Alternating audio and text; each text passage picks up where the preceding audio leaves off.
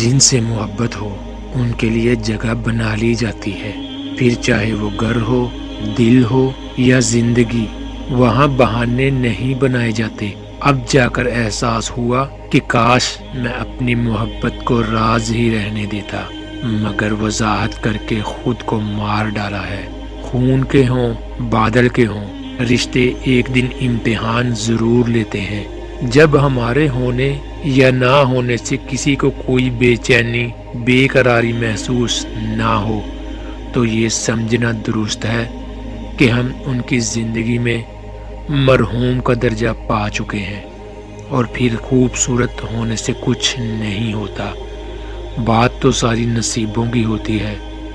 کبھی ایسا بھی ہوتا ہے کہ ہم پر آنے والی آزمائشیں ہمارے لیے ہوتی ہی نہیں، اس کا مقصد ہی دوسروں کی اصل شکل دکھانا ہوتا ہے۔ زندگی خوبصورت نہیں ہوتی، اس کو خود سجانا پڑتا ہے۔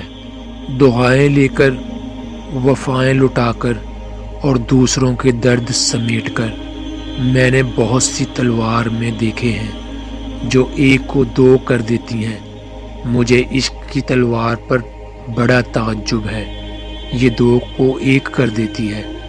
میری دادی اماں کہتی تھی، مرد اس عورت کی محبت میں مجنوں بن جاتا ہے جو عورت مرد کی گرفت میں نہیں ہوتی۔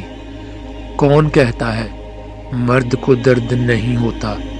مرد مجبور نہیں ہوتا، قصور عورت کا نہیں ہوتا۔ کبھی کبھی مرد کی تباہی میں عورت کا ہاتھ ہوتا ہے۔ مرد بھی انسان ہوتا ہے، فرشتہ نہیں۔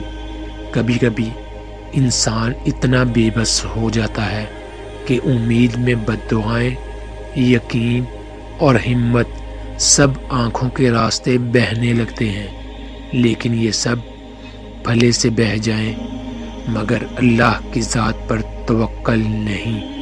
اللہ پر توکل سے زیادہ کوئی چیز مضبوط نہیں۔ یہ ہو تو انسان تنہا ہو کر بھی تنہا نہیں۔ لوگوں سے امید لگانا چھوڑو، اللہ سے امید لگانا شروع کر دیں۔ اللہ سے مانگیں، اللہ کے سامنے روئیں۔